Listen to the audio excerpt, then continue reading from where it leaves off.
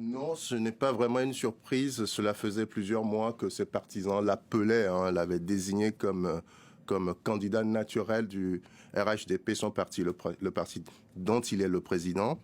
Alassane Ouattara avait laissé entendre qu'il se laissait quelques jours pour réfléchir et prendre une décision en son âme et conscience. Pendant un moment, on a cru, certains ont pronostiqué sur le fait qu'il pouvait, sur la base du fait que en 2020 déjà, il avait lui-même dit son intention de se retirer de la vie politique et de se consacrer à sa fondation, et que sur un cas, ce qu'il avait lui-même appelé un cas de force majeure, qu'il est revenu sur cette décision parce que son dauphin à l'époque était décédé à la suite d'une maladie. Donc il y avait cette attente-là. Il y avait, j'allais dire, 50% de chances qu'il le soit et 50% de chances qu'il ne le soit pas. Bon, il semble que la décision a été prise. Reste à savoir ce que va faire l'opposition en face.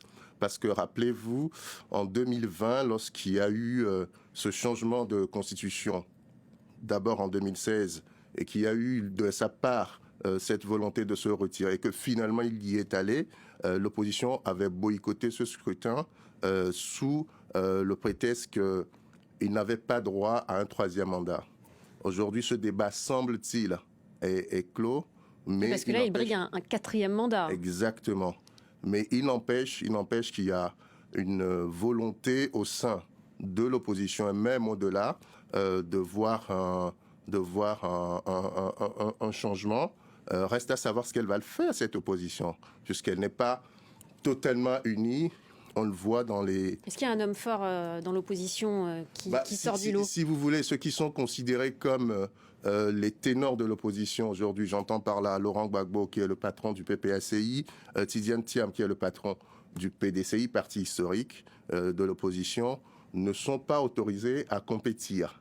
Donc, vous avez ces deux figures de l'opposition qui ne vont pas compétir, mais à côté, vous avez une autre partie de l'opposition qui sera sur la ligne de départ.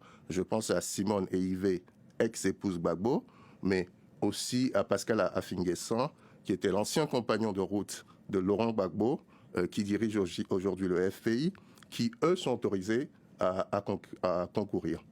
Est-ce que ces deux-là vont y aller individuellement?